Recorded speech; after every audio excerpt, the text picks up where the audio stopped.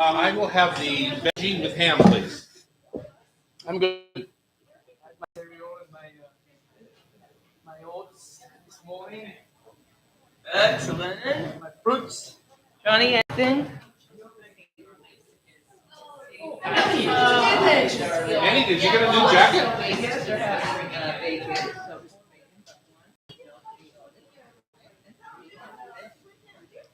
So So cute. She was really good to work with.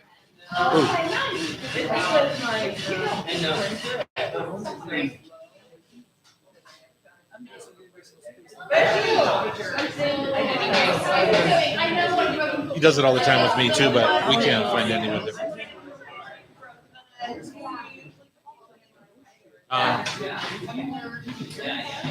Yeah.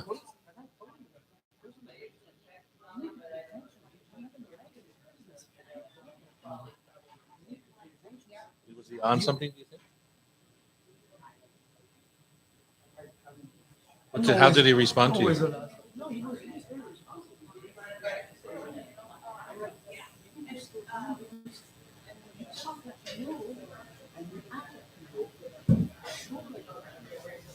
Yeah.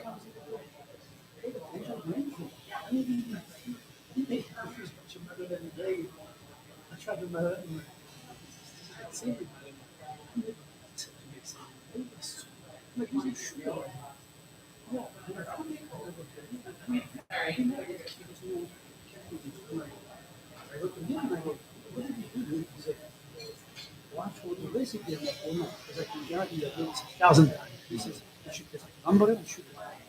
And he said, there's no bumper or sugar in here. I'm like, let's do it again. And you really didn't want to draw it. So I was like, are you doing a cold opening? so anyway, Okay. Okay, good.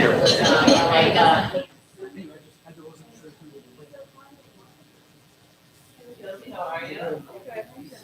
So good. all right. So excited. We have a live audience. We're so excited. We're so excited. On a Tuesday. Has anyone taken their pulse to see if they really are alive?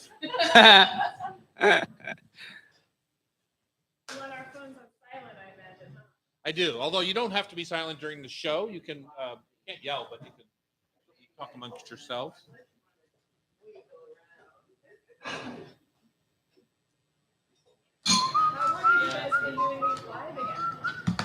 Since last June. No, is that right, Pam? We've been in the room live since last June. We've been doing the radio show live maybe since September. Oh, my memory fails me on this Yes, question. mine too. Ask us simpler questions. What was the question? Hello, YouTubers. Thank you for joining us today. Good morning, YouTube. Yeah, we are live on YouTube in case. Yeah, there's a camera pointed at you too, so don't pick your nose or anything like that. Pick someone else's Right, nose. live too? Only for our guests. All right. Apparently, you're welcome to pick your nose. So No. Why not? Sean says, "Let's play with our ears let's instead." play by here. But he said nose.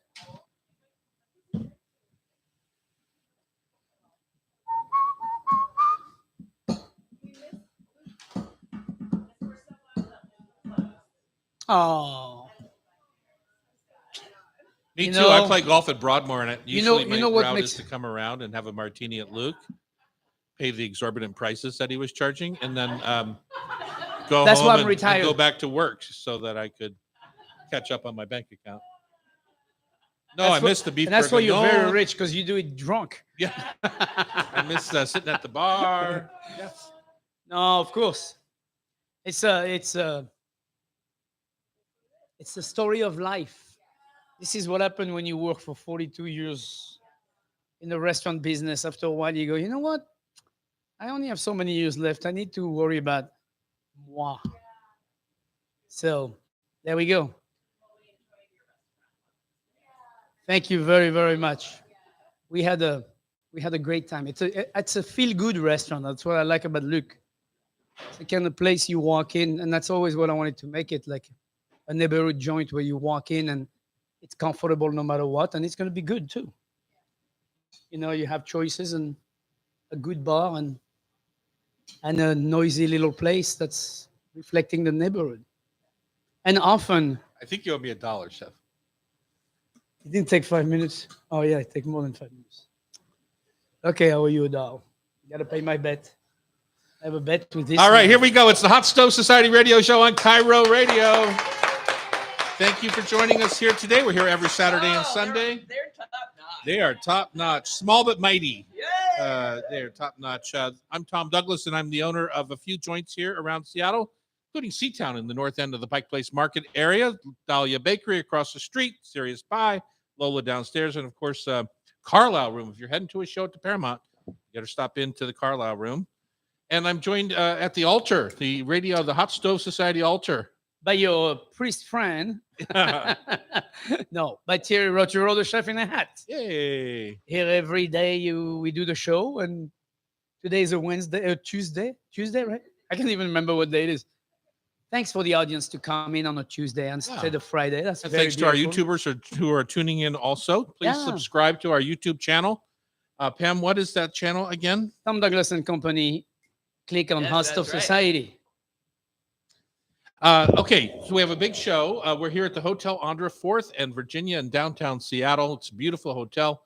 Sometime, my suggestion, this is just a suggestion, is that you have a little staycation, right? You come down, you have a little pizza at Serious Pie. You get up in the morning, either head down to Lola for breakfast or walk across the street for a delicious Whoa. You Dahlia went Bakery. way too fast to this. Wait. Bottle You of have to champagne. stay here. Oh, a bottle of champagne. Forgot Okay, that. jeez. You have to stay here, have a bottle of champagne. Yeah, there we go. Critical. There we go. And then go down and have Lola breakfast in the morning or walk across to the Dahlia Bakery. These lucky people here today are going to get a Dahlia Bakery breakfast Oh sandwich yeah, so delicious. on our homemade English muffins for breakfast this morning. I'm having the veggie once again. with I'm ham. Oh, with ham, yes. Yeah. But that's all right. I like to get a balanced diet. Yeah, you know what? That's what's recommended. Indeed.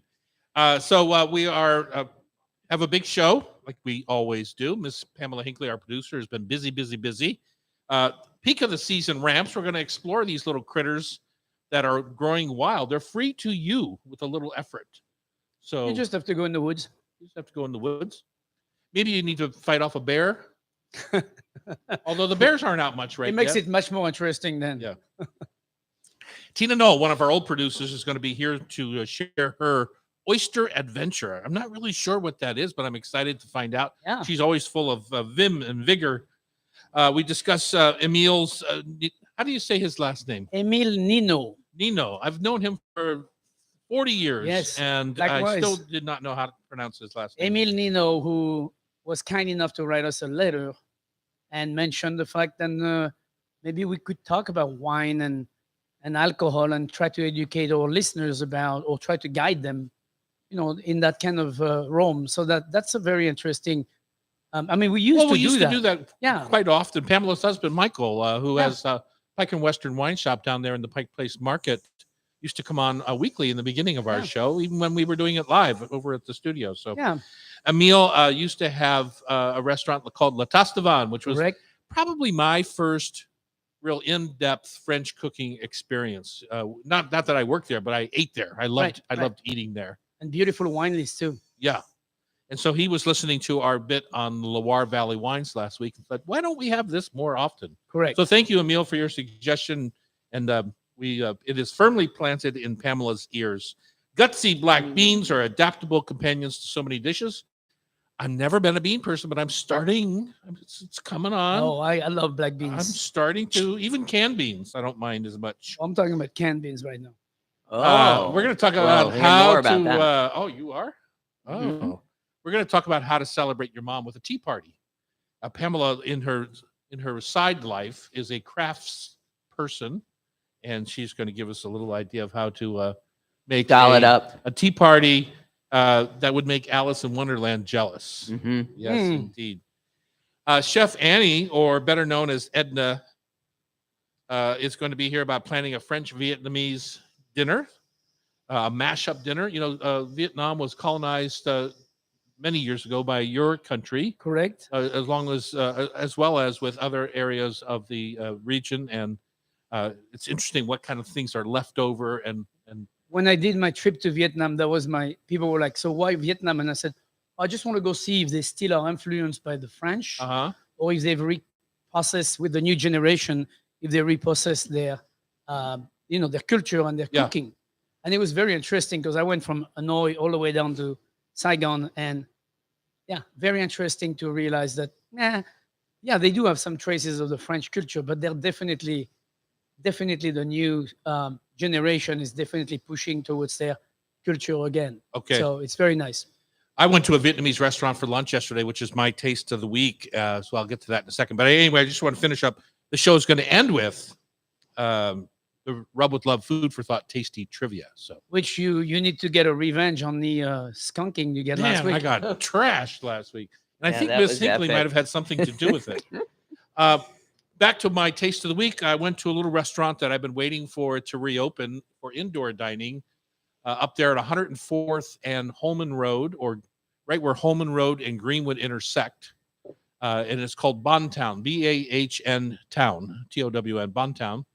And yesterday was their first day back indoor dining after a long hiatus, over 2 years.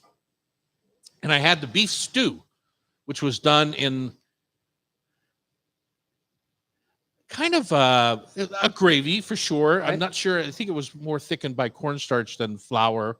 Maybe it had rice flour as a thickener. I'm not sure, but really a nice dark, rich star anise scented gravy. And they still brought out, like you would with a bowl of pho, some Thai basil and some lemon, not lime. And I squeezed it in, put the basil in. It had some carrots in it. It's nice broth. And to our point about the French influence, it was served with a huge baguette.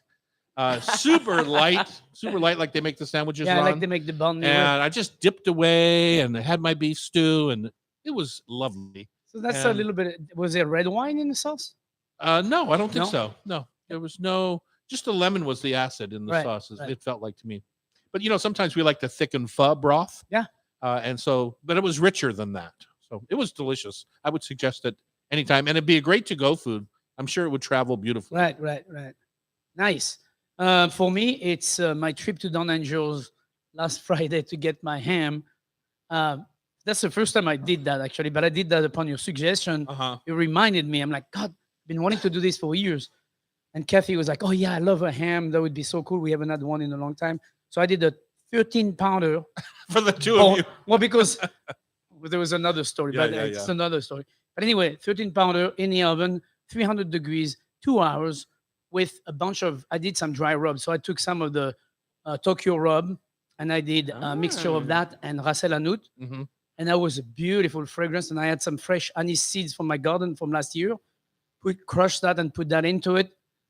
Fennel seed, not anise seed. Uh-huh. And then put that all around the ham and put that in the oven 2 hours. And then after 2 hours, I had a pomegranate caramel that I had left Oh, from the winter, and I oh, put that that sounds all over good. the ham and Yeah, then at 350 and then caramelize that. yeah.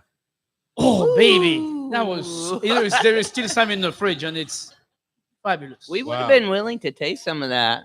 Thanks for bringing it in and sharing, Chef. no problem. Stick around. Okay, I'll up come back. next, we're going to jump right into our peak of the season ramps. A lot of people don't even know what they are, but we're going to tell you about them when you come back and listen to us at the Hot Stove Society Show, 97.3 FM. Tina Nole. Bonjour, Tina. I haven't seen you in like a year. Years. Is this not inflicting any damage on our view? No. Oh, funny. It looks like it would. Oh, on your head. Well, the paper, it looks like it's up by the lens. Show looks great. Where does it? Is this what's showing here? Yeah. Oh, okay. No, it doesn't. Yeah, there's no paper. Uh-oh, I'm getting a little thin back there. They don't see that. They see the front. I like the haircut. Short. I'm getting it cut today. That's how much longer it is than what it was. That's so funny. It's short. Okay. Ramps in the morning. Do you need me now or? Start the day. That will keep the devil away for sure. We can push you up if you need to go. We can push you up. No, I'm good. Okay, we're gonna go one segment in order then. Piece is produced. So I did it. It's pre-recorded. So Oh. I'll just do the intro. Okay. I can probably play it, or we can just talk about it. Let's just play it for our And then I'll guests. edit it or shorten it for you guys. Sean, edit here? Yeah. Okay, good. I'll just give it to him. Okay. I can talk to you guys about what we did. How long is the piece? 8 minutes, but I can Cool. shorten it if we need to. No, that sounds good. Okay. And then it just needs an intro. Yeah, it's a 10:45, I think. Perfect. Oh, that's great. Yeah. We can talk about it. Yeah. Your counterpart was here 2 weeks ago. Great. Yep. Yeah, because she went to the stadium. Yeah. I saw her Instagram. From here Uh-huh. or from the stadium? Here. Ah. She did Instagram. What kind of drugs is she on? She had the cutest hair, like the big. She is so happy. She is very happy. I think the world needs those drugs. I know. She came over for dinner the other night. I'd like to give some to Mr. Quickly took over my kitchen and cooked all the salmon. Yeah. She saved the day. She We really need to did. give some of her happy drugs to Mr. Putin and tell him, like, dude, back off. He's a pill, that guy. Jesus. Ready, set, Sean? And we're back in the hot stove kitchen on Cairo. It's Tom Douglas yakking at you here. Hopefully you're in your garden at this beautiful spring, and That's right. it's planting time. You know, we just had frost maybe 1 week ago, but I think we're done with that. Well, I am. You know, at our farm in Prosser, May 8th or Mother's Day is about the last extended kind of frost date. You're not really over there. We don't really plant until after May 8th. We've never had frost after that date, although we had snow twice last week. Yeah, no kidding. Yeah. So, Chef, Wait, you look good today. thank you. I feel good. You have a little plate of deliciousness in front of you that our producer made up earlier, as do our audience members. That plate, Pamela, do you want to tell us what's on the plate? Because it's more than just ramps. It's a sheep milk feta and a high quality extra virgin olive oil. Like many foods, each has a particular affinity with another. And as I kept reading about ramps, the call out was feta. Oh, really? I think there's something about the lemony chalkiness of it that is a beautiful complement to the oniony, garlicky ramp. And then there's something sprinkled on top. Is that just a grind of black pepper? Yep, black pepper and some Murray River salt. It's River salt. fabulous. Oh, okay. So, I Chef, would love this on a slice of toasted grain bread. Mm-hmm. That would be fabulous on top of tell it. us about ramps, Chef. Tell our listeners about them, where you find them, how to. Well, where do you find them? I don't know. I've never actually picked wild ramps. You've never seen them in the woods? No. I've seen them. Well, I mean, I've seen them in movies. I've seen them in, Uh-huh. but never, never in real life. Okay. Where did you see them? I see them all over the place. Last time I was up there, Snoqualmie Pass, I Okay. want to say. I was walking along that. That would make sense because it's usually higher elevation. Uh-huh. It's not sea level kind of thing. The ramps are a wild lakes, and basically they taste like if you take a young leek out of your garden or out of the market and you chew on it, it's the same thing with a little bit more perkiness to it. So there's a little bit more bitey to it. It's very, very delicious. It also is, to me, halfway leek, halfway garlic. It is a very pungent vegetable. Very pungent. Mhm. Like you keep that in your fridge and everything else you better cover it up because otherwise everything else will smell like garlic. The stem is a little bit more pungent than the leaf, Correct. and the leaf is what you put in with the feta. You kind of mix that. Yeah, in. and the leaf is more garlicky than the stem, I think, in terms of if you were blindfolded, I think you would think that the leaf is more garlicky and the stem a little bit more leeks, like onion, like. Right. Great vegetable too. They're usually very small stems, so it looks like a mini leek. basically, and the leaf are very wide, like a spinach almost. Uh-huh. So I usually cook them differently in terms of like when I did this for the dinner the other night, I cooked the greens separately from the stem. I cut them in half and cook the greens and the leaf because the leaf cooks very fast. Yeah, they're very tender, like a And- basil leaf almost. Correct. Yeah. And they cook very fast. So the way I did it for Friday night, I put them in a melted white foamy butter. I put all my white leek in there, my white ramp, and then barely cook them very slowly for about 2-3 minutes, and that's it. Cracked pepper on top, and that's it. You just leave it alone, and it will finish to cook in that pan to be tender enough to be able to be used as a garnish for what I was doing. Right. And when you say they're a wild leek, you have to remember that they are almost like a sprout. You know, Right. they're not really a leek. People are so used to the big inch wide leeks, right, that you have to cut down and Right. then spread open to get the dirt out and stuff like this. These are more like a small green onion. Right, exactly. If as far as the size goes, and so they don't take long to cook at all. No, and no, if no, you no. mince them or chiffonade the leaves, you don't have to cook them Correct. at all. Correct. And they also do really well raw, sliced in salads. I mean, I love using ramp as a enhancer of flavor. Like we always talk about putting acids like lemon or whatever. Ramps does the same thing. Like if you're sauteing some mushroom, just regular button mushroom, you saute them in brown butter, and at the end you throw in fresh chopped ramps. Mhm.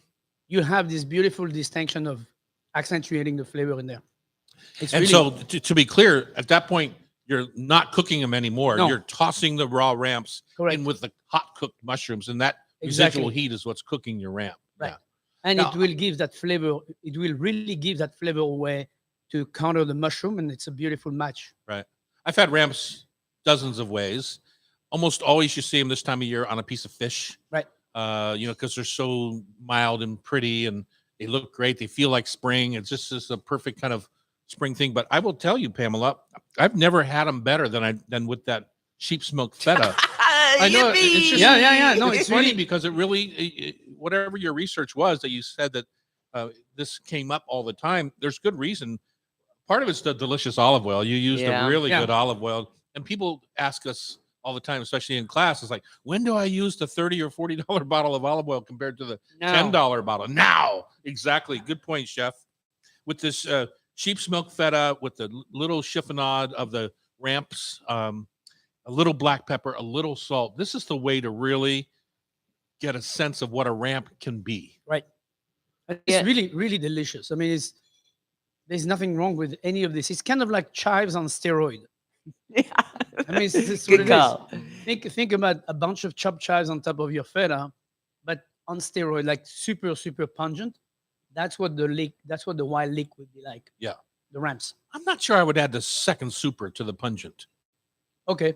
Just You know, what I mean, pungent. just to be clear with our listeners, it's like it's not going to like how when you eat straight garlic, it blows your mouth off. Yeah, I right? can't. It's not like I that can't eat at raw all. garlic. Yeah, I'm not that guy. yeah. So it's not. It Yeah. is really a beautiful marriage of a leek and a garlic Correct. chive almost. Yeah. I think it's a very elegant vegetable. I mean, I really, really like it, and I look forward to it in spring when it comes around. So, So this time of year for me, the ultimate spring is morels, oh yeah, fresh peas, the Mm. English peas, and chopped wild ramps, Oh. all sautéed together, Marriage in together heaven. butter. Or if you want to get frisky, you can put a little buttered pasta with it. Oh yeah. But don't let it live on its own, right? Really taste them for what they are. you know what it does well too in mashed potato. If you do a good like half butter, half potato, kind of mashed potato, Uh-huh. really rich, then you put a bunch of fresh ramps, chives, chopped in there, so it basically cooks and melts as it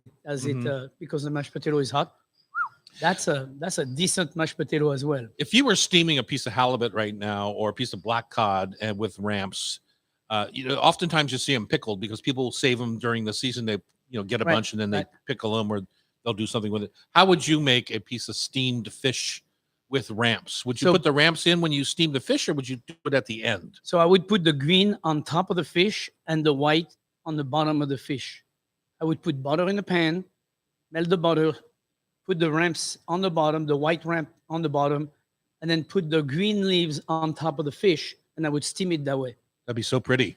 It would be pretty, but it would also be nice because the leaf would just melt right into the fish, so the flavor goes straight in. Mhm. And then the ramps on the bottom would be when you're eating your fish, you would get the bottom part of the ramps, and that Yeah. would be delicious with your fish. I would probably pre-slice those maybe 1 inch long so that you're not trying to cut them with a knife. Because Right. sometimes they can be a little bit tough. Yeah, like a lick. Is they Yeah. kind of like it's not tough. It's more like it's springy. You know, Stringy. Yeah, I think that's a better description. All right. We're going to talk oysters with somebody who knows them oh so well. Tina Nole is here. Yay, Tina. And I will say it's a little bit of a surprise that you're in on the oyster train. So I'm going to find out a little bit about that, and then we'll listen in to her story. On Cairo Radio, it's the Hot Stove Society Show, 97.3 FM. Come to the seat of. Are you going to be with the boys, or you want to be here? Oh, yeah. Whether they like it or not. Start with you, Terry. Bring it in. Ew. Going back to France next month. Oh, I Same saw trip. I got an email from them. Oh, hey, you see the price for the cabin? They just had some people who had bought it and they can't go, Oh, so they're giving them for $2,500. oh my God. You should Instead look. of what? Seriously, I would. I mean, that's a good. That's a Instead of good what? for a week. Oh, my God. But 2,500 instead of what? 5. 5. Oh my. That's like And it's the same one, the USS Catherine? That's insane. Yeah. Oh, yeah, I'm sorry. We still haven't heard a comment, Amy. Still haven't heard a comment. I lost my dollar within. I don't have a dollar. I have $20. I like 20 better than 1. That's I think I won. Notice, but in the same. Oh, well then I didn't lose then. Excuse me? France, well, Matt that's- Market has them right now. I would suggest University Farmers Market, or even here at the market at Pike Place. You know, you're not gonna find it most likely in any of the regular store because it's too fragile of an item, and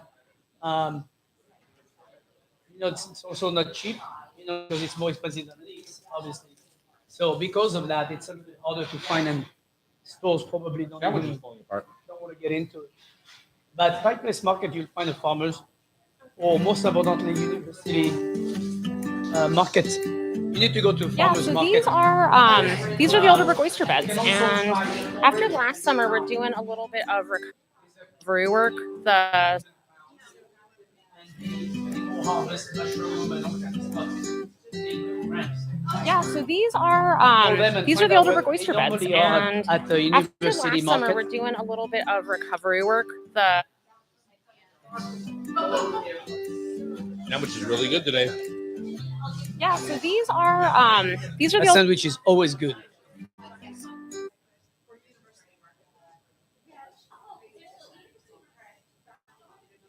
Is this recent thing, or is it from the other day when you no, it's a different thing, right? I went to the canal. Oh, okay. No. They have the giant oyster over there. Oh my God. I see the oysters over there. I'm like, I can't even look at this. Eat survive. Horse foot. Rockefeller. Rockefeller. They kind of make cheese and onion. That's not an oyster. I like them raw. Me too. I like them raw and small. Yeah, they do. So what have you been up to? Radio show. Every week. And Every time I take a bite, a mushroom I read falls out. something about you recently. Someone got tagged something you. on the plates in the airport. Oh, yeah. That's awesome. Yeah, I know. It's You started sending you checks yet? Good. smiling. No, it's a good job. It's a good job if you can get it. You know all about that. Consulting is Yeah. consulting is the retirement in America. That's what I do. You know, it's a good, it's not It's the restaurant business that with high stress. You get a little stress here and there, but not nothing what it used to And when do you go to France? be. May 20. Oh, nice. And then Morocco in September.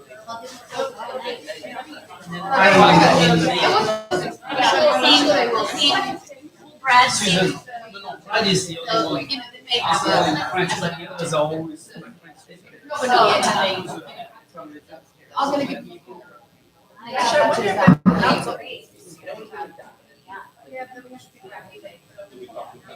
I know. Yeah, next year is May, end of April, May, and then Sweden, Norway, July, end of July, and then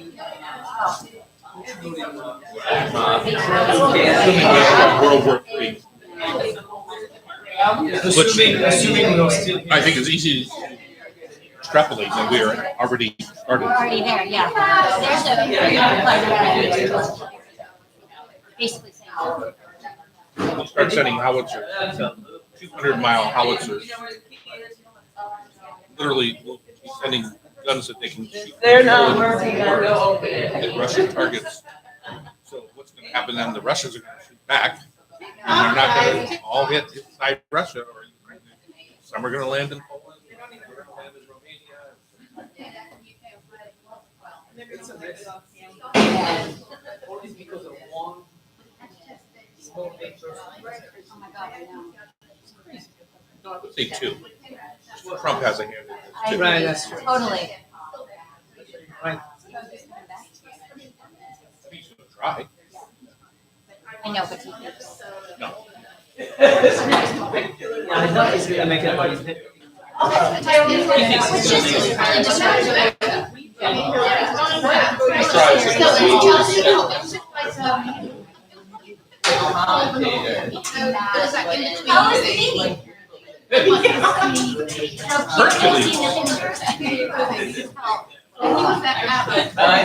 Yeah, he's awesome.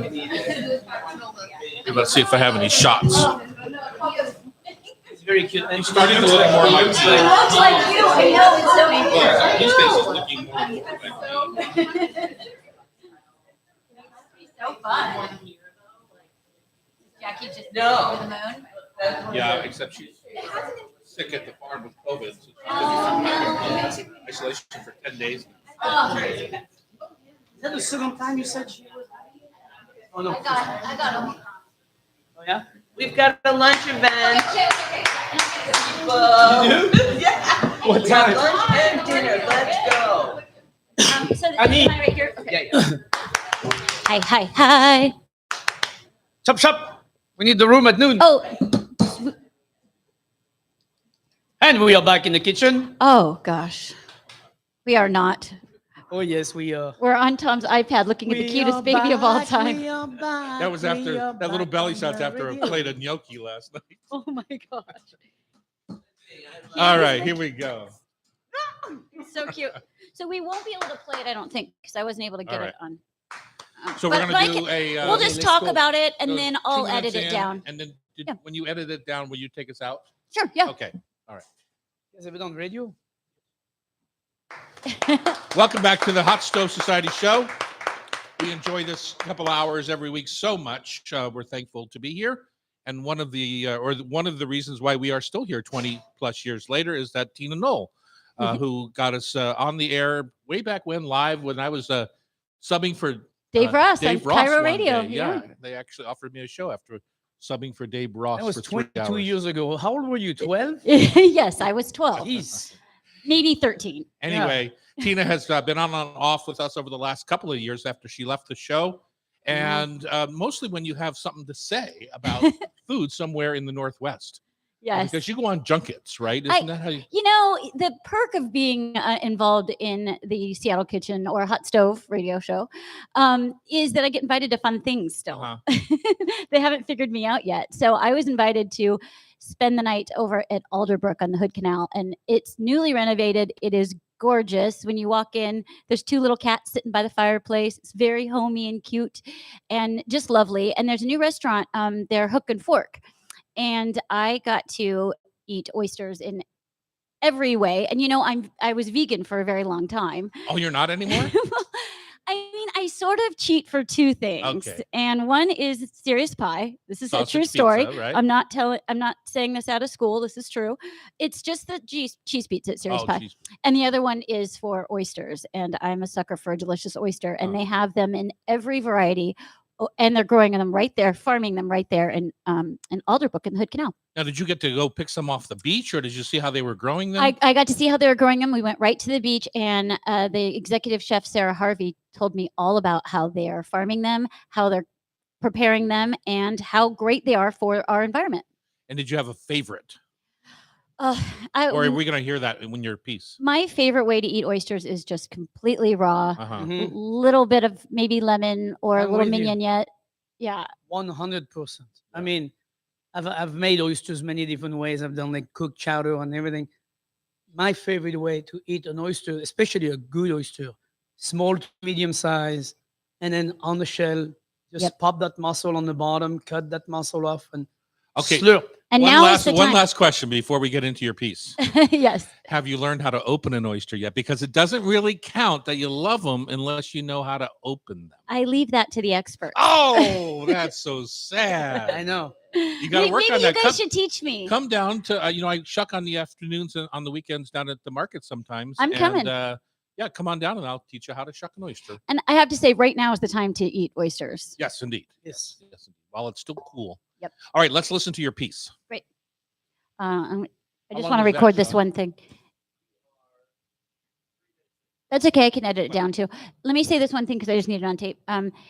Here's Sarah Harvey, the executive chef over at Alderbrook, and I chatting about oysters right on the beach. All right, say that again. Oh, you're coaching me now? Yeah. Okay. Here's Sarah Harvey, executive chef at Alderbrook, and I standing on the beach Let's say that chatting again. about oysters. I'm going to edit it, Tom. Come on. You did this to me. You did this to me a million times. I love this. I just love this. The It's student true. is I did burning this to the him. teacher. The reverse order. Okay. Here is executive chef Sarah Harvey and I standing on the beach chatting about oysters. Where's Sarah from? Here's executive chef of Alderbrook, Sarah Harvey, and I chatting about oysters on the beach. Wow, were you laughing at the time? Okay, chef, let's turn her back so she's not intimidated. I'm not intimidated. Literally 15 years of me bossing you guys around, and now it's my turn. Okay, for reals, I'm doing it. Here we go. Here is executive chef at Alderbrook, Sarah Harvey, and I chatting about oysters right there on the beach. Ha ha. Very nice. Did it. Thank you. There's one little hesitation in there, but we'll let you get away with it. I'll go to my studio and re-record it. So we need to close that. We need to close that segment. No, she's going to do it. I'll do it. You'll do back it? to my studio. Okay. Yeah, just send him back to the dudes that Oh wait, I want a picture. they're not going to invite you back if you don't get a picture with us. I know,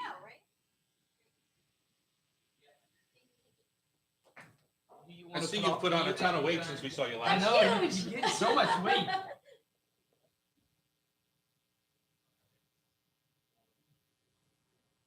Thank you. Thanks, guys. Always so fun to be here. Thanks for dropping in. We could have got you a veggie sandwich, but you don't even eat eggs or cheese, right? I mean, I do sometimes, but yeah, no, mostly not. Still vegan. But once a month, I'll get a serious pie. Hercules. I'm not kidding. I remember last time we did that on the dock in Ballard. Remember? Yeah. We had the pizza over there. I was like, oh, she's eating pizza. Yeah.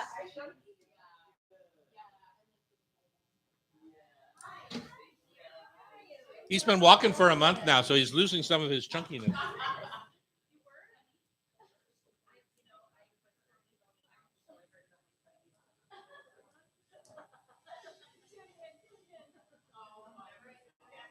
Thank you.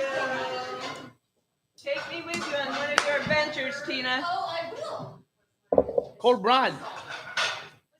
Call Brad. Go on vacation.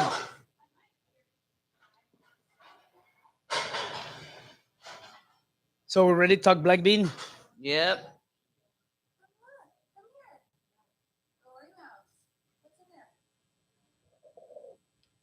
Did you see what they got for what he got for Easter? You know how much he loves the vacuum. They got him his own little vacuum.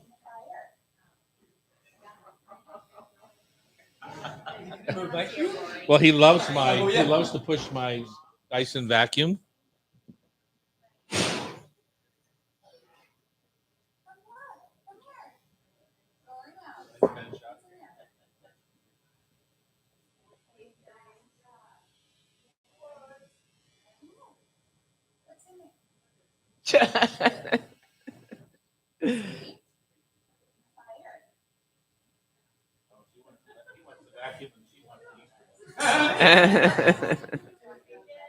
Yay! She's gonna be just like you, keeping organization. He loves the vacuum. Does he turn it on? Wait a minute, what's that? Now there's going over to see what's in the fireplace. He's like, wait a minute, that's like. Yeah, we've done all this work to teach them that the fireplace is hot, and then they put a Easter vacuum. Yeah. The next time there's a fire, they go, oh, this is cool. What was it last week?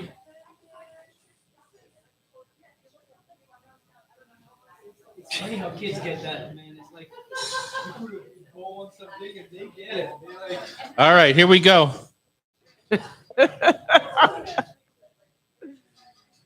Okay, black beans. Let's go. So we don't need I to. can't believe that she could send that long a video. I didn't. They never work for me when I try and send that long a video. I know. When I attach them to email, I always get bounce Yeah, backs. yeah. Maybe it's better. know. How long is that video? Oh, it's a couple Hours. minutes. Chef Terry, do you love black beans? Yes, Do you I love do. navy beans? Do you I love kidney black beans?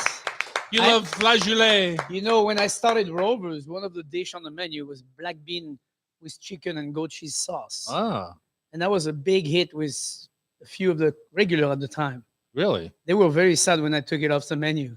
This I is was Tom. like, come on, guys, we need to move on. This is Tom and Terry in the hot stove kitchen, and we're going to talk this whole segment about beans. And Chef, I want you to convince me. I'm kind of halfway there now. I'm starting to get beans. You know what got me over the hump No? on beans? We made a bean dish. I did a confit bean with garlic and lots of salt for the Cantina Leña's menu when it first opened. And I cooked them in duck fat until they got dehydrated and crispy. That is Yeah. So What? basically, it could have been anything in there. negating the nutritional value of the bean. That with is the not duck true. fat. Anyway, Or enhancing. enhancing. Yes, Yeah. sorry. Anyway, I started, well, these are pretty good. And so then I a few times I had them in Mexican restaurants, like the refried beans. That took me a bit, but I'm kind of getting into those. And I've kind of slowly, Jackie has been growing lots of beans. You know, she and my mother-in-law sit in front of the TV and shell those dry beans Right. in the fall, so they're all ready to go. That's the Yeah, I'm picture I starting to have get- of growing up on the farm. Yeah, I want to hear about your In the- flageolet. In the fall, you just start bringing all those beans inside, and you're sitting by literally late fall by the fireplace, and you're taking all those beans out of the pod, Mm-hmm. and you're putting them away in glass jar, you know, and putting them on the shelf. And every time you want some beans, you just soak them overnight, and next day you cook those beans slowly with an onion, clove, bay leaf, thyme, and a big fat piece of butter and some water, and then cook the beans very slowly until they fall off. The skins just starts falling off, because that's how we used to have beans. When I was a kid, they cooked everything to the end. To the end. And to this day, I recommend to anybody, do not undercook beans. It's a bad idea for your stomach. It's a terrible thing for your guts. My mother-in-law used to take a can of green beans and cook them for 5 hours. That's more than just death. yeah. But so those So- flageolet, you say put a big thing of butter in there, but I always think about pork. What's the word? A shank, like Yeah, the pork smoked shank in there. shank or something of that nature. So we made our own ham on the farm because we killed our own pig, Mhm. and so we always had we kept the skin and basically the skin and the fat that was below the skin of the leg, That's what would go in the beans. You'd put that in the bean, that flavor, talking about smoked bacon or whatever. So And how did you preserve that fat in order to have it for when you cook the beans? Or just did put it in the fridge? you just put it in the fridge? Put it in the fridge. And then, of course, within a week, you just be doing some beans because that was the reason you kept the skin. You slice the ham, you take the skin off, you slice the ham, you eat the ham. And the ham was not, it was a raw ham where you pan fry the ham. Uh-huh. And it was really delicious. It was that, oh. And we're talking about like the picnic cut, right, of the ham. It couldn't have been too big a pig, or else that would have been we're huge. talking about straight across the leg with Yeah. the bone on it. Yeah. Straight across it. And it was really, really delicious. I mean, that was a sauteed ham and then the skin and the fat put in the beans to cook. Mhm. The two together on a big big grilled piece of bread with more butter. Mhm. Oh, man. So it's like a diet. It's like going on a diet. Yeah. Yeah. It's a French diet. Yeah, exactly. It's actually a countryside diet. Uh-huh. I mean, when you work all day, diet is a word that I don't really like to use because it makes people think that you have to not eat something. It's like, just balance your food. If you eat a lot of beans and butter today, just eat more vegetable tomorrow. I mean, there is no secret. You cannot eat butter every day of your life and be okay. It's not going to work. So you need to balance things out, and when you eat butter, if you're going to eat more one day, just eat less the next few days. It's like, but Let's go back to the beans. yeah, let's go back to it. It's much more interesting. So no, it's getting a tirade. In my house, Kathy makes a soup with canned black bean. Because I'm always like, you want me to buy black bean? No, we use the canned one. And they actually are really delicious. Flavor-wise, they're really good. I'm used to it, I guess. But more importantly, she makes a cut between a Mexican soup and a Italian soup, I guess. It's black bean. She used canned tomato with spice in it, like a little chili in it. And she used fresh salsa that she buys. Mhm. And so it's 3 cans. This is an awakening. It's isn't the it? Road to Row house. I know. Yes. This is very, very different. But when she makes it, I'm like, hey, I love this soup. It's so Mhm. delicious. But the bottom line is it's black beans, tomato, a little heat, and salsa. And then you put the whole thing together. And she adds carrots and celery because just for good measure. And then we serve that with tortilla chips, corn tortilla chips. Mhm. Delicious. When I opened as the chef, I was the chef and general manager opening Cafe Sport Uh-huh. many moons ago, back in the early 80s. We had black bean soup as a fixture on our menu. And we made it with the ham hock and the beans and Sure. just made a beautiful soup and then garnished it with tomatillo salsa. But we made all throughout the day fresh corn pones. You know what a corn pone is? No. Corn pone is like corn bread, but it's cooked in the shape of an ear of corn. And so we had all these large corn pone pans. Oh, I have that cast iron That are pan, cast- 6 of them. Yeah, that Yeah. are cast iron. Yeah. And you just pour your into bacon fat. Yeah. Or duck fat, any sort of fat you layer into your corn pone pan, then put your fresh batter in. And it's like making madeleines in a Right. funny way, right? You just Exactly. make them throughout the day. They're fresh and hot all the time. And that was what we served our black bean soup with. Fresh cornbread. Ooh, that's another item that's delicious with black beans. Mm-hmm. That's awesome. But black bean in salads too. Cooked black beans, fresh black beans. I struggle with that. You do? I do. Corn salad with black beans. Spectacular. Oh yeah. I mean, struggle with that. Just because Crunchy celery. to me, it's And- almost like they just taste like the canned black bean. we were testing feathers and ramps earlier. Yeah. I was talking about that. I'm like, you know what? Push that into the next segment and add some cooked black beans to this and make into a salad. That would be really delicious. Mm-hmm. Maybe some grilled sardines on top. What about classic Americana beans for barbecue? The baked beans? Do you ever go down that route, or is it too sweet for you? Yeah, I don't do sugar in my beans. Yeah. I don't add sugar. I struggle with that because I do try to take all the sugar out of. My favorite is when people said, I don't put sugar in my beans, but then they put a bottle of ketchup in there. It's like, let's see. Let's look at the ingredient list on that bottle of ketchup. You meant to put fresh tomatoes is what you meant to Yeah. do. No, I mean I 50% don't. sugar. I don't do that very well. I'm not a fan of that. I've had it many times in the South, and I like beans so much. And to me, my memory of bean is that clay pot in the fields with the goats rolling over it, and then in the ashes you With have the that clay, what? Oh, the goat on the spit the over goat it. on the spit Yeah. in the field Mhm. in a hole with the ashes, and the ashes are made with all the cuts from the vines. Mhm. So giant amount, then you burn first, and you have the ashes, and then you put the goat to rotate above that, about 3 feet from the ground, and then you have a big clay pot, all the white beans, water, bay leaf, butter, thyme, garlic clove, and you put that covered in the ashes, and 5 6 hours later you get this falling off like, Succulent. oh my God Almighty! Now, did you always take your lamb to that fall off the bone Yeah, succulents yeah, too? yeah, yeah. Along The with goat, the the goat, beans. the lamb, The everything. goat. That's what I meant. Everything we would cook is always, falling off the bone. Yeah. To the end. So tasty. Oh, What we don't have time, but I want to know what you mopped your goat with. what? Oh, we mop with the harissa, olive oil, and lots of fresh chopped herbs. Lovely, Then you just take that and baste it. lovely. We're going to talk in the next segment about some wine segments here on the show. Miss Hinckley is a wine maven. Annie's going to talk about a dinner that she did marrying French colonialism and Indochina foods. And then, of course, we're going to finish the show with our Rub with Love Food for Thought tasty trivia on Cairo. It's the Hot Stove Society Show, 97.3 FM. Woo, that went along. So Figure that out, Sean Dottori. I'm sorry about that. It's the opening of the Oscars. The French Vietnamese dinner is coming up on Friday, but there's only one ticket left, and it's a mashup between Annie and Bridget. But so And this he's is gonna going to air talk on Saturday about- and Sunday, so we're Yeah. not going to talk about that. Yeah, we're going to talk about the concept of the Okay. French influence on You want Vietnamese to go food. pick a date right now for another one so that we can just add it to the schedule? Uh, Talk about it or not? no.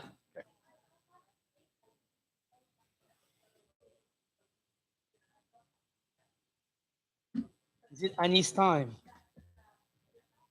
Annie! Oh no, wait. I don't think so. No, it's Nino. Emile Emile, Ninaud. Emile.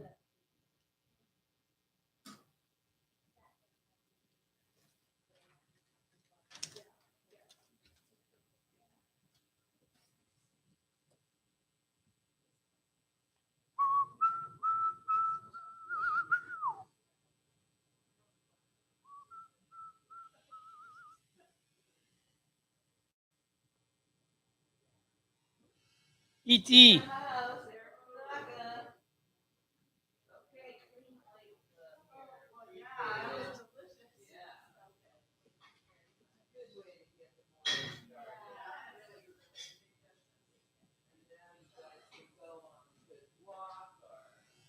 How was your sandwich? Okay.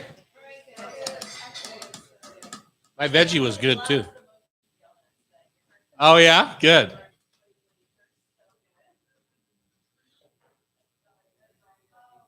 What's up, Mr. T?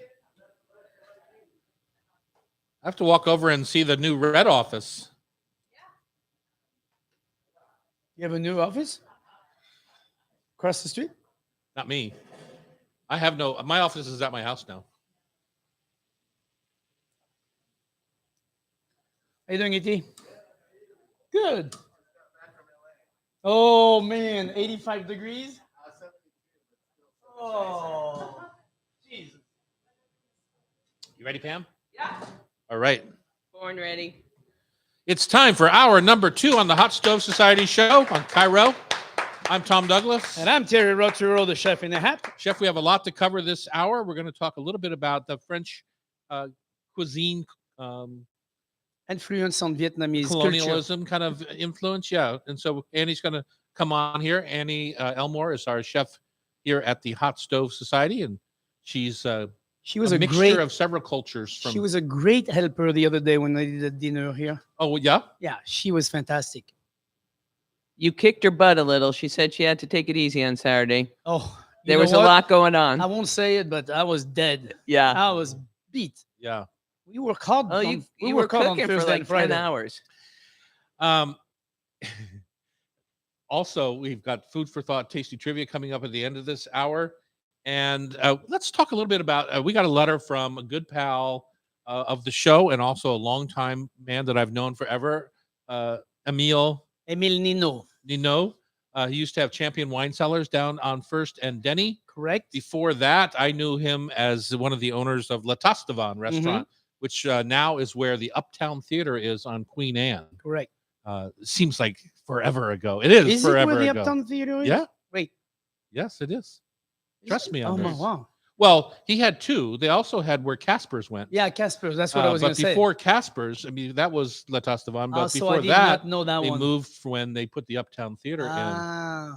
Yeah. Okay. That was before your time, Chef. Yes, that was Yeah. before I moved to Seattle. But for me, between La Tastavan and then going up to Vancouver, BC, and going to Le Crocodile, Oh yeah. those were That the was two classic. kind of French classic experiences as a young chef that I had to draw on, and super enjoyed it. Yeah. Absolutely. But Emile was listening to our segment last week on the Loire Valley wines, Yep. and wondered why that we don't have more wine segments. And so, Pamela, you're a wine maven. What would make, sometimes wine can be intimidating, and it's not necessarily the most friendly thing. Are we going to get our listeners out to a little wine shop to buy a Sancerre or something like that? I don't know. But what would make a good wine segment, do you suppose?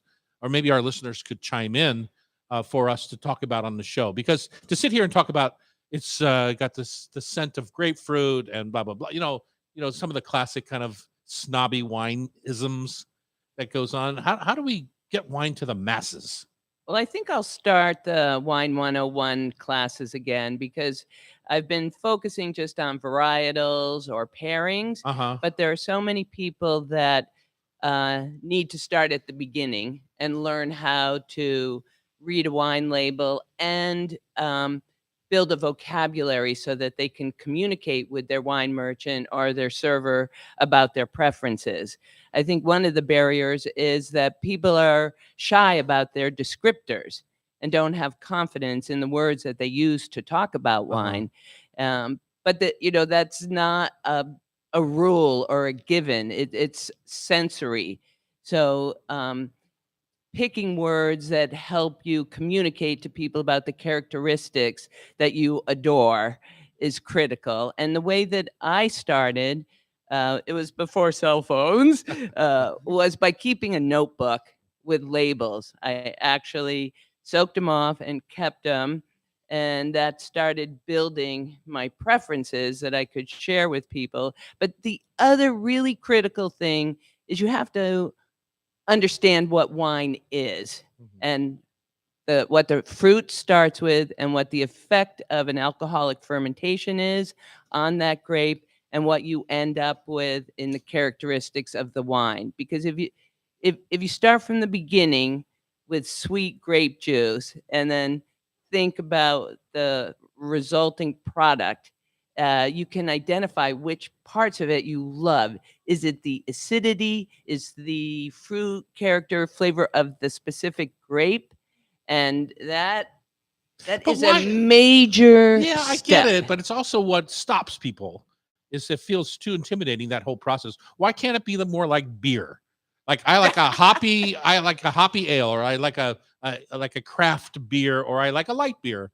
Why can't wine start in that way rather than Well, have it does. Okay. All of those things. Yeah, I are a think result. that it's important to know, number one, do you want to learn about wine? Because many people don't care. I can know. tell you, my wife loves wine, but she doesn't want to learn about wine. I mean, we can talk about a subject of wine within 1 minute. She's like, not interested. Yeah. I mean, she doesn't want to know. That's not her thing, but she loves good white burgundies. I guarantee you, if I She's say, got great I taste. say I got a bottle of Pouligny Montrachet, she's like, I want some. She knows what that is, but that's because we've had it many times, right? And so I think that we need to take, in order to take the whole fuzziness or the hardness of learning about wine, is try wine. Number one, you have to try it. It's just like food. It's not any different. You got to try new food, right? When you try new food, some of it works, some of it doesn't work. But when you do like something, take a picture of the label. Just go to your wine store and go, hey, I had this wine and I really like it. So what do you have that's similar to this? Not necessarily the same exact thing, or maybe some of the exact thing, but what do you have that is similar to that? So now you just expanded from what you've tried to another wine, and so on and so forth. It's not everyone should be an expert on anything all the time. or needs to be. Yeah. Needs to be. There is no enjoying things, in order to enjoy things, often enough, it's because you're not trying to learn all about it. You're trying to enjoy the thing at the moment. A bottle could be delicious today, and you try it in a year from now and go, "Ugh, I'm not very keen on that." That's because your palate has grown. You've changed. You've extended. You've done other things. You've tried other wine. So now that wine you liked a year ago is not becoming boring. It's like, oh, I'm not really like that. I like something else. Same with food. I think I had exactly that experience because when I was a young pup in the wine business, it was during the time of Zinfandel Oh, yeah. being so popular, both the red and the pink variety. Right. And it's fruit forward and not tannic, and that was my wine of choice. And now I would be caught dead drinking a Zinfandel because my palate has changed and I want You more. wouldn't be caught dead drinking a Zinfandel? Really? Not unless it was from Ridge. Yeah, exactly. I think they got too high in the alcohol content for And me. it got high in alcohol. But I still love a good Zinfandel. So that's funny how it all changes. And your story's a good one because as you concentrate and learn more, you appreciate different elements. Of course, the whole country got onto rosé through white Zinfandel. Remember Absolutely. the whole Yeah, Paid my that was salary. definitely. I'm thankful for it. Yeah. Thank Gallo for all the beautiful Chablis of California. All right, we have a class coming up here. This is super interesting. We only have we're taping this on Tuesday. We only have one seat left, but Annie, a chef here, and Bridget, a chef here, have a tasty menu lined up to show the French influence on Vietnamese cuisine. And that is, if you're watching on YouTube, I guess you can still get the one left ticket, but we'll do another one of these in the future. It's super interesting how colonialism plays a part in countries and cultures' food choices. So that's next here on the Hot Stove Society Show, 97.3 FM. Where is Edna our... Mode. Grumble on the chat says, I love a Zinfandel. LOL, the one Costco sells with the stick on it. It is really good. Okay, Grumble, we'll go to Costco and buy some.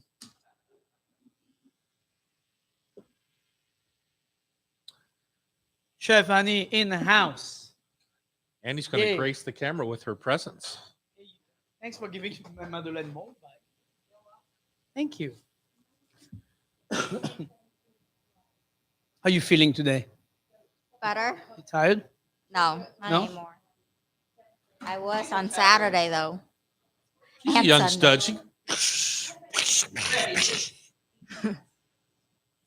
Ready to rumble. Ready to rumble. She's an evil genius, we decided.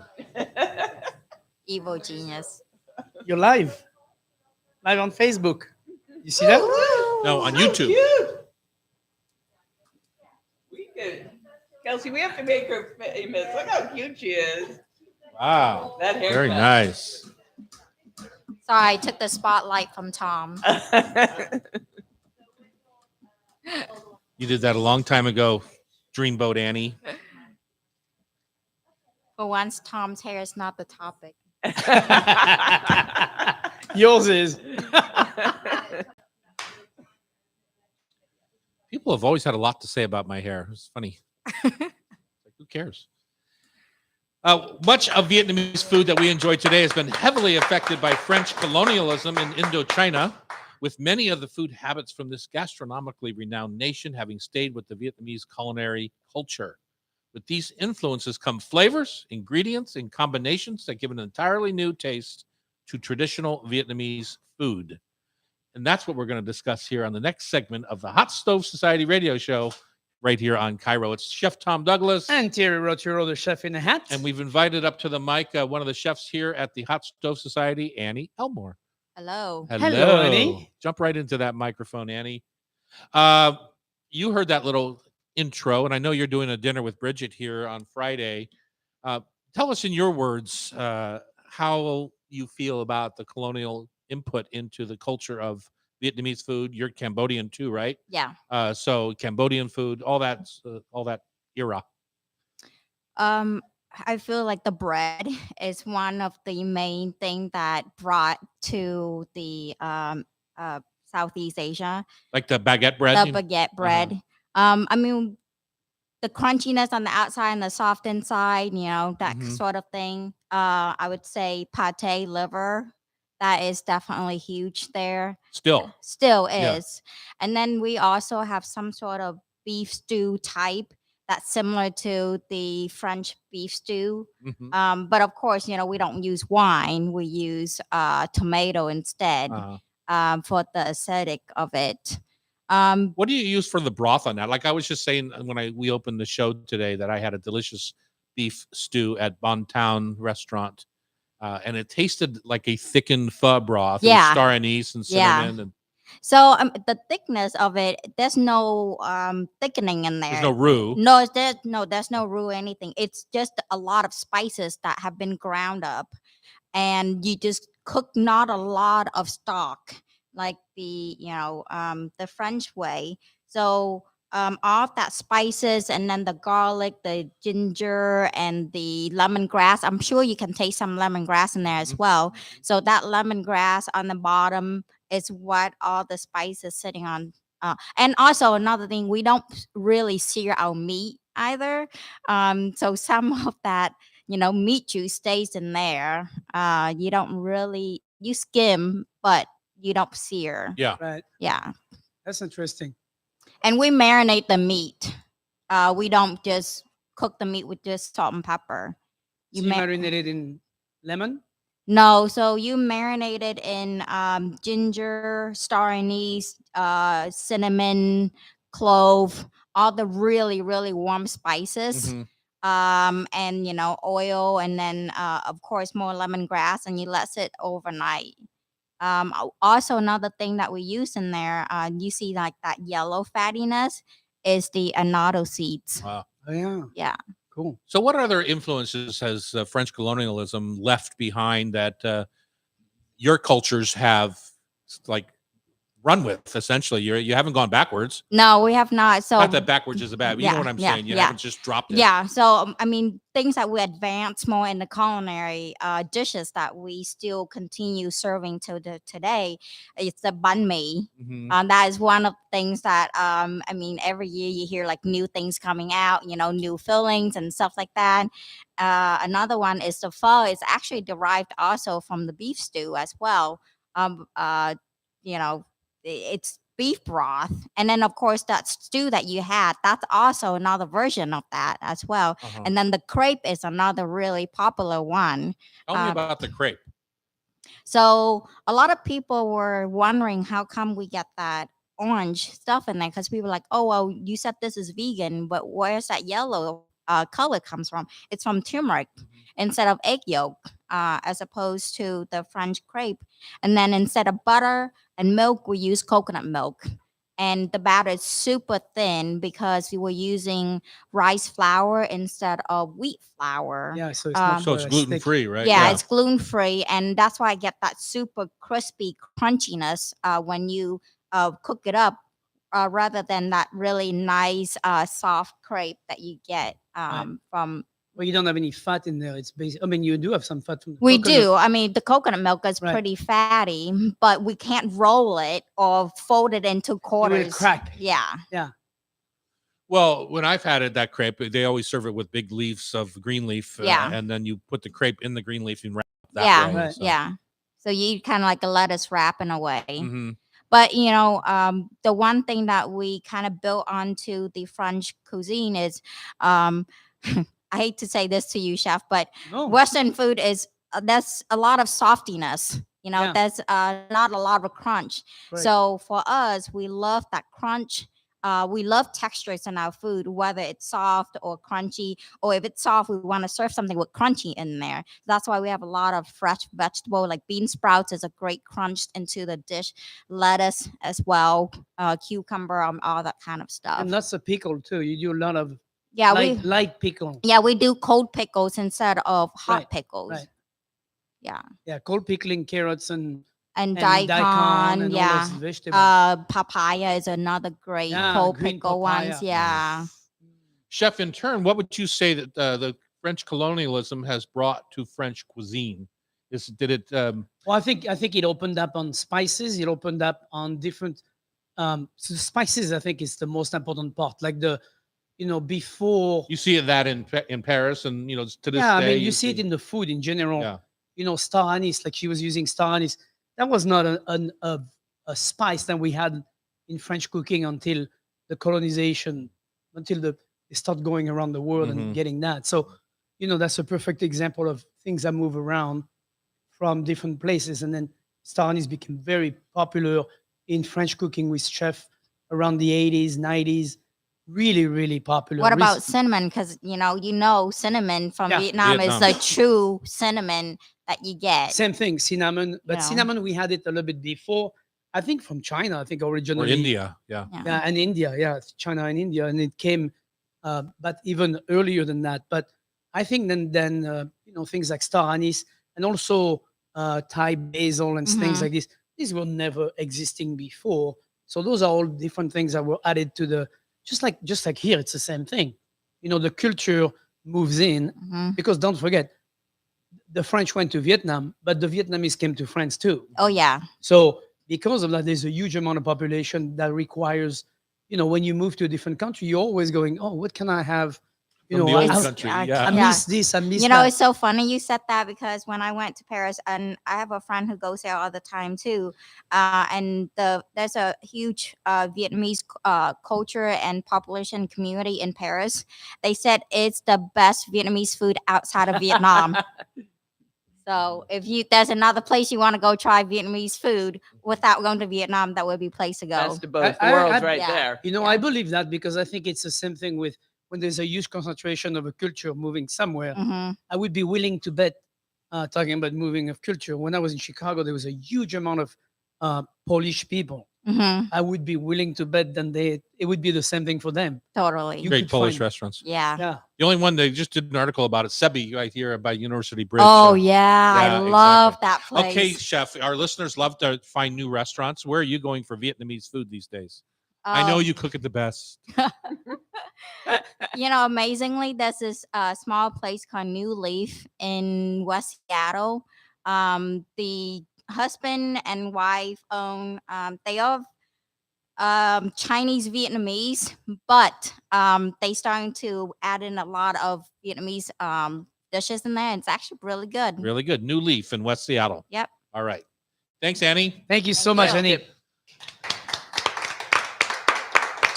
Up next, Pamela is going to take us through an afternoon tea that is fun and fancy in honor of Mother's Day coming up. Maybe you want to do your own afternoon tea.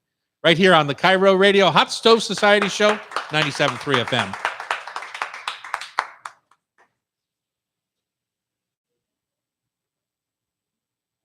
How do I get to see the chat?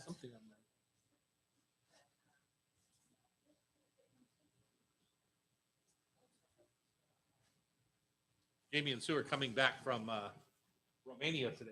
Nice. Did they feel like they were able to help in the ways that they wanted to? Absolutely. So they were driving people around and helping them get to Set up an assistance. orphanage. They set up with funding from some of the rich guys around here, and they would go So meet the trains awesome. each day with full load, car full of groceries from the local So awesome. Costco equivalent.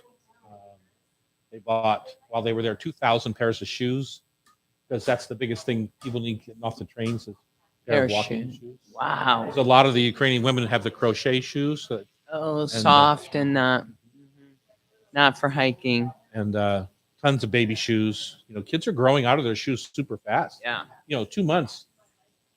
That's a whole shoe size for a lot of kids. Yeah. That is so wonderful.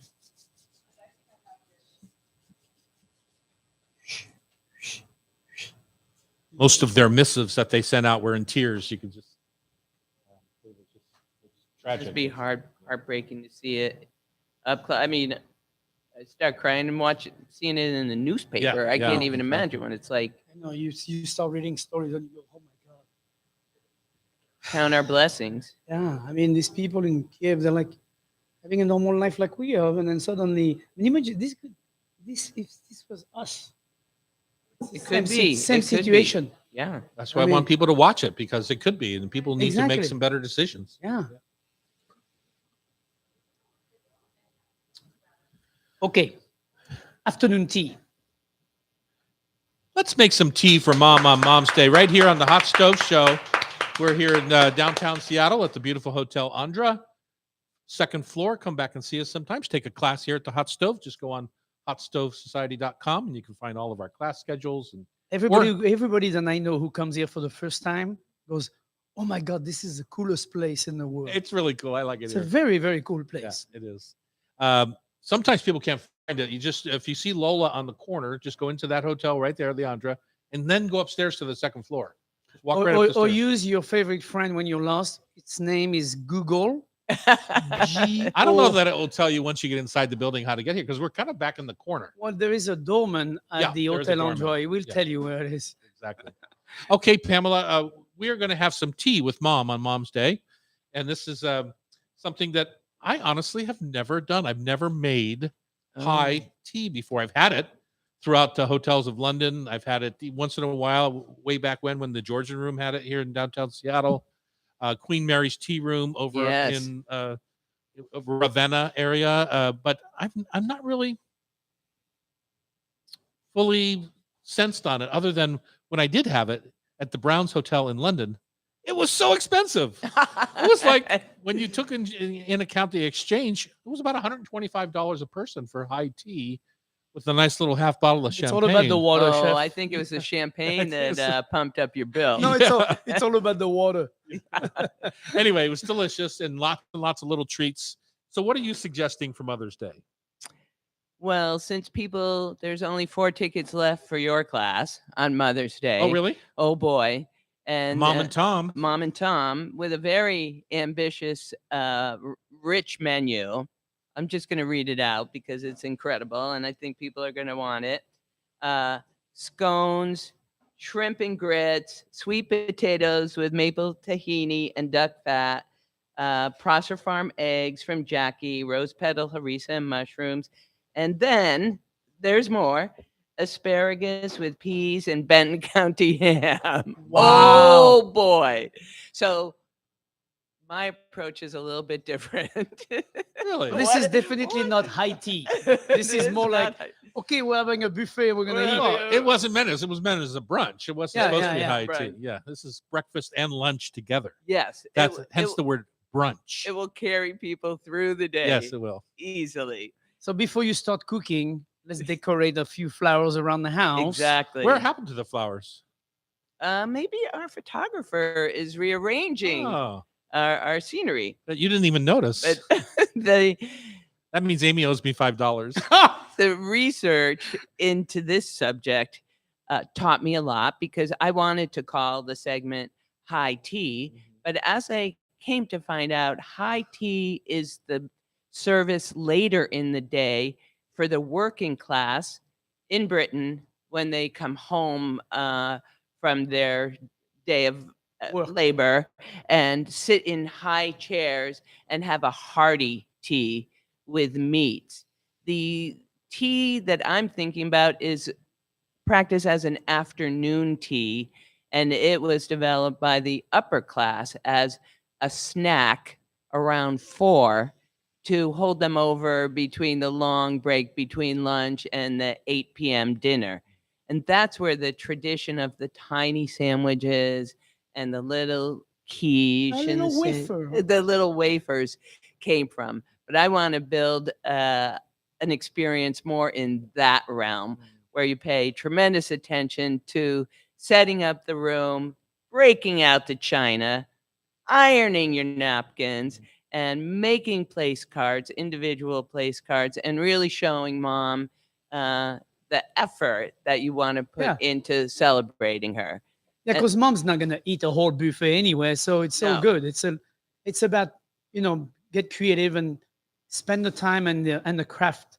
It's to yeah, it. it's Yeah. it's more creating the environment, and then having very light food in the early afternoon when the sun is out. So it's a different experience to Right. eat that kind of meal in the bright of the day. My first couple of times having it, I was like, why the hell do they cut all the crust off the bread? I love the crust, blah, blah, blah. And I kind of missed the point of the daintiness of it all and the, with the sliced cucumbers and the cream cheese. Or You missed that point. I know. So surprised. surprised. Yeah. But anyway, so I got that later, maybe my 10th time of having a high tea is that it's Have on you the, done it that often? yeah. Well, in London, it's just what you do in the afternoon, I right? know, Yeah. it's So perfect. it's like a great way to, after museum hopping all day, just kind of like settle in and really kind of start the evening process, which is champagne, What about the gin, tea? a lot of gin Forget the tea. martinis. Forget the tea. I go straight to the bar. What about the tea? Yeah, exactly. And a tea. What about the tea? So, what is your favorite tea to have during? Because tea brings a lot of flavor. So much. I love Earl Grey. That's my Elegant. that's my kind of fragrant tea that I like. Love Earl Grey, but in the afternoon, and especially with this kind of menu, I'm going to go with mint because of the uplift, the Right. refresh, and there were a lot of versions of mint cocktails, mint tea cocktails too, so you could have your experience. What would your tea be, Terry? I would go herbal as well. I would go flavor from herbs and dry fruit, kind of idea for tea. More like infusion versus tea. a Problem tisane. with black tea is if I take it 5 o'clock, for some reason, coffee doesn't do anything, but tea keeps me up. Really? Yeah, black tea. And so I try to do, and if I do a tea in the afternoon, that's going to be what it will be. It would be more like I love Smith in Portland, great tea company. They do such beautiful work. And so, do you have a favorite pastry? Because one of the things when they come to your table, they typically come with a little tiered tray, yeah, right? exactly. 2 or 3 layers Yeah, I with gotta get pastry one on of the those. top, and then some sandwiches, and then like scones and clotted cream and stuff on the bottom. I'm a big fan of those cookies that have the jam in the middle. Linzer? Linzer, Uh-huh. Linzer cookie. I love that. It's a good tea cookie. Sip of tea and a bit of Little nutty. raspberry jam filled cookie. It's super delicious, crunchy, and that's my kind of cookie. Well, we are lucky that we can get Effie's here, and they built that cookie/cracker to go with afternoon tea. That their bestseller, the oat cake, is just the pinnacle accompaniment to tea. I think. I don't know Just if you a know it or little not, bit Pamela. sweet. I know that's one of your favorite crackers, but Joan McIsaac, who started that company, was the first chef after me in our company. She was the Dahlia Lounge chef Oh wow! in 1991 or so when I was going off to open our second restaurant, maybe 92, and John Sundstrom was her sous chef. Yeah, Holly Smith. Was she already drinking tea and eating biscuits? She was a at that Boston point? girl, so it was more in Oh, her it comes from her culture. East Coast. Yeah, her East Coast culture. culture thing. Very I think, nice. Yeah, but anyway, so that's just a little fact. Any other favorites from? I love a good cream puff or something like that, a profiterole at tea, but it doesn't seem very English. Jam seems like what you said, a jam cookie. A dry cracker with, I mean, a dry cookie, I think with jam would be more probably English or like a Genoise idea. like a little jelly roll kind of. Yeah, exactly. Like a little jelly roll. That would also be a little bit more British. I'm not sure. Now, here's a question for you. Almost always when I've had tea service, the scones are like crumble rocks. Yeah. And I don't feel like when I'm sitting there with my pinky out drinking my Earl Grey with bergamot oil, that I'm supposed to be dunking my biscuit into my tea. Use your spoon. Use your spoon. But that's what I why they want have to all do that when I eat cream, those really clotted dry cream. biscuits. What's Well, the story on that? The most often quoted tip was never put your pinky out. Just hold gustily onto your teacup. Okay. But that's what the clotted I cream can- is for, to break up those dry scones. Yeah, and I do kind of like those savory little sandwiches. I like that. I think it's very cool. You can do like a salmon rillette, in a little triangle bread. Yes, that toasted. was often on most menus. Crab. It was crab know, remoulade. Yeah, and by the way, if it's too much bread, just use one slice of bread. Don't use two. You don't have to do it covered sandwich. You can do open face triangles. That You would know, be and- even prettier. or rounds. You can do rounds and triangles. You can use your pastry cutters and do rounds and do triangles. So you have a little different shapes, Mm-hmm. and then a little fresh herb on top, or a little julienne tulips or whatever you have right now in the garden. That makes it very pretty. The tulips tricked people on Friday night because for his egg service, he shaved up julienne tulips for the plate, and they're like, "Are we allowed to eat these?" And Yes. yes. I didn't know you could eat tulips. Me either. Tulips leaves, not the bulb, the leaves. All right, we're going to wrap up our show today. Stay with us. It's the Food for Thought Tasty Trivia Show, brought to you by Rub with Love Spice Rubs on Cairo Radio 97.3 FM.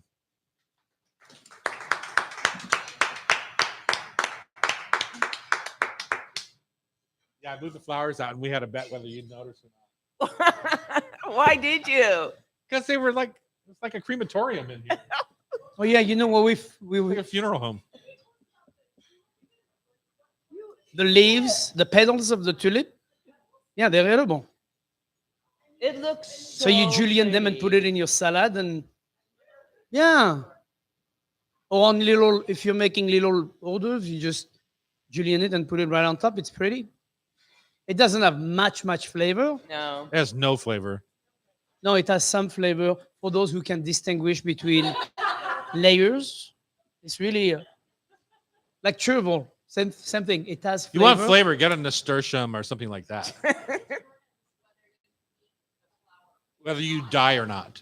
Yeah. Well, there That's are why he always eats them first. Yeah. there are people ahead of us who have paved the way. They're not here to talk about it anymore. So scented geranium leaves are edible. It's really, if you've never No, had, she's saying, is there a characteristic that you would tell you that it's edible or not edible? There really No. isn't. not a characteristic. You gotta It's definitely. like mushrooms. It's trial and error. Yeah, Good luck. Mushroom are less That's forgiving. dangerous. Plants are much more forgiving than mushroom. Mushroom, it's either do or don't. In most cases, yeah.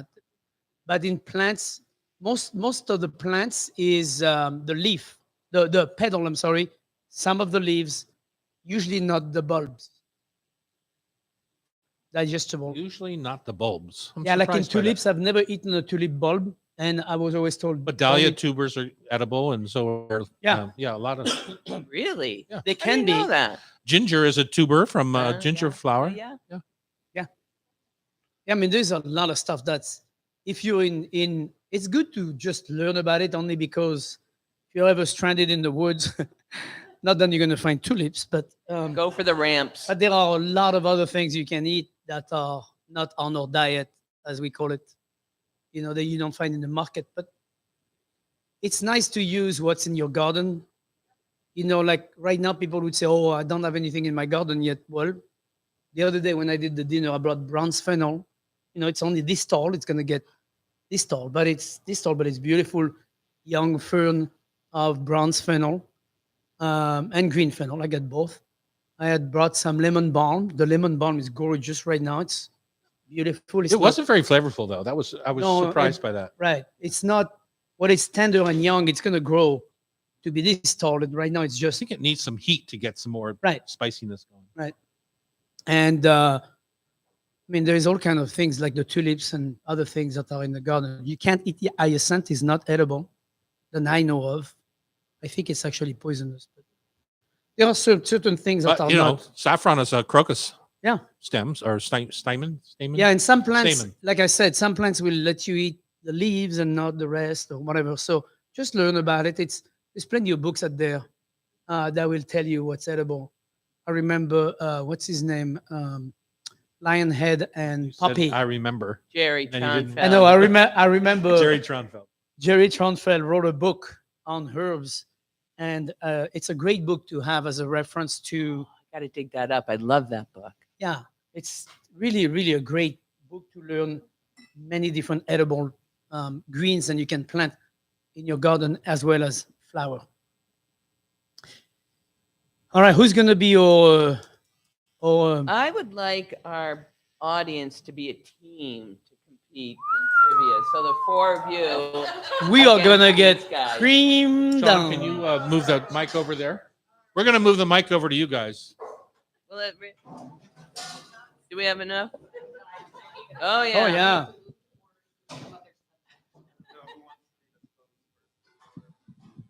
So get really close. You need to get this close to the mic. You've seen how close we are to our mics, right? So you have to do the same thing. Okay. All right. All right. So after you confer, and it's only a 2-hour show, so try and make it snappy. Yeah. Lightning Once round. you hear tam tam tam tam tam. Okay. 1, 2. That's hilarious. Welcome back. It's time for Food for Thought Tasty Trivia brought to you by Rub with Love Spice Rubs. Rub with Love Spice Rubs are made by us right here in Ballard. They're tangy. We have tangy sauces, perfect mustard, the shallot mustard. Keep them in your cupboard to assist you in building out flavor profiles for your veggies, proteins, and grains. Rub with Love is available at grocery stores like Whole Foods in Seattle and Portland, Bristol Farms in LA, Nugget Markets in the Sacramento area. It's all over the place. Online, if you can't find it anywhere else, you'll either go down to the market and go to the Rub Shack down at the Seatown, or go online, tomdouglas.com. Let's see, Mr. Chef. Pamela, do you want to tell our listeners how to play the game and why it is that you enlisted 4 brilliant audience members to take us on? Because were you concerned that just one of them couldn't do it, or what's Oh, no, going no. on? I love their energy and Oh, having okay. them in the room. So when you've got vibrant women, you've got to celebrate it. All right. So fine. Okay. they're the team that's going to play against each of you. Each group will get 5 questions, and there'll be a loser. Can we go straight? Can we go Hey, straight? Terry, here's the thing. Remember, I give out the gift, and I know Pamela, if they win, they're each going to get the same gift. That's right. Oh, so my it's costing me 4 times. All right. So we gotta put our we- brain together. Yes. Yeah. Okay. yes. Yes. The fight is All right, on. let's do that. We'll take the 2 of us against the 4 of them. Okay. What? Yeah. Yeah. Okay. Oh, There we go.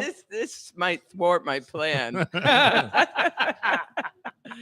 All right, you guys are going first. Yes. Go ahead.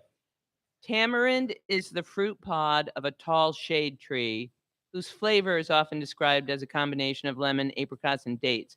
What popular condiment sauce gets its signature flavor from tamarind? What's What popular condiment sauce? So I'm going to go something like A1 steak sauce, or maybe Worcestershire, but I'm Worcestershire? guessing A1. It's Worcestershire. Worcestershire. I Worcestershire, can't even yes. say that one. Oh, I said it. All right. And they're like, holy smokes. Okay. Number 2, is turbo a meat, a sauce, or a fish? It was on my Porsche. If It's you a- had a It's a Porsche. Porsche Turbo. No, it's a fish. Yes. It's a French fish that is the equivalent of the halibut. Nice. You guys are off to a strong start. Parsley has over 30 varieties. But please name 2 of the most popular varieties. Curly and Italian. Flat. Yes. Yeah. Okay, we get 2, 3. 3 out of 5. What is the term for the food that conforms to strict Jewish biblical laws pertaining not only to the type of food that can be eaten, but also to the kinds of foods that can be combined at any one meal? Kosher. Wow. Winner. Whoop, whoop, whoop. And more. Did you really think he wouldn't get that one? What is gelatin made from? Gelatin is made from horse. Well, it can be. I mean, that's one Yeah. one of the most popular meat that's used is horse meat. Mhm. What It's part? made from bones, and gelatin comes from the collagen that's in the bones. That's what we were looking for. 5 out of Yay, 5. 5 out of Yeah. 5. Nice job, chef. Nice Girls. job. Here we go. All right, team. Number 1, what is tamari made from? We're going to go with soybeans. Yes. Is clafouti a type of cheese or a French dessert? Dessert. Oh, yay! Wow, 2 that out of wasn't 2. even like, This is good. Yeah, I know. What is a mortar and pestle used for? grinding spices. Oh my God! Please name the sweet yeast bread of Italian origin baked in a tall, cylindrical, straight-sided mold traditionally served at Christmas. Ooh, we might have them. There's dissent among the team. Go to De Laurentiis. They always Yes. have Hey, hey, hey, hey, hey. hey. This fool. There's already 4. Panettone. Oh, I thought we had them there, Chef. Me too. Okay. Yes. Thought we had them. Okay. Good. What is the name of the popular non-alcoholic drink made with ginger ale and a maraschino cherry named after a 1930s child star? Oh my. Shirley Temple. Oh my God. Who doesn't Thank know you that? for those Yeah. 5 out of 5. It's Sprite, and yeah, I don't think you have bad information there. So we'll see. There's a dispute on the team over there, dissension. They got the answer right than you wanted, except that's not the right answer to the question. Okay, we got it. Okay. All right, Chef, we have to win this or we 5 lose. out of 5. Yeah, I know. let's do Oh, this. this is intense. Croquembouche is French for crisp in the mouth. What kind of dish is it? I thought that's where somebody died in the hedgerow. Croak in the bush. Good. It's a cream puff dessert. I think we'll give you that. Yes. Crunchy cream puff. Profiteroles coated with caramel Yeah. in a pyramid. What are the growing conditions necessary for watercress? Very Oh. wet. We pick it out of the sewer line. Cool running water. Yeah. We take it out of the Does box. that qualify? Yes, Yes. very wet. All right, Are you all kidding right. me? It's called water for a reason. The term surimi means formed fish. What is most of the surimi in North America made from? Wine. Pollock. Alaskan pollock. Uh-oh, guys. Yeah. This is Two more. closing in. What do the British call low quality wine? Champagne. No. Low quality wine. Swill. I would say, Mm. what do they call low quality wine? I would say like Muscadet and wine like that from France, maybe. Uh-oh, No. this could be trouble. Vinegar. Plonk. Oh. Oh, man. They went Hey, down. what's the last Blanc. one? Just Did for you guys know What? the answer? Plonk. Planck. Blanc. Which is, can you describe planck? Do you know what it is? Yeah. Low quality Low wine. quality. Okay. All right. One more. What is the term for slowly pouring a liquid mixture in a very fine stream over food? Over food for not emulsifying, but you're saying over food? Yes. Drizzle. Drizzle. Oh, Yay! thank you. Thank you for that. But we still lost, Chef. Only got 9 out of 10. Boo-hoo. Oh, that is not right. You know what Oh, that means? Congratulations to the winners. Congratulations to the audience team members. If you want to be part of the show, you can buy tickets to join us at the studio on hotstovesociety.com or watch the taping on YouTube at Tom Douglas and Company. Go for the Hot Stove Society radio show. You're listening to us on Cairo. The show is produced by Pamela Hinckley, Sean McFadden, and our editor is Sean Del Torre. Remember, if you miss any episode of our Hot Stove Society show on Cairo, you can listen via podcast. Just subscribe with your favorite podcast app. Thanks for listening and have a great weekend. Yay!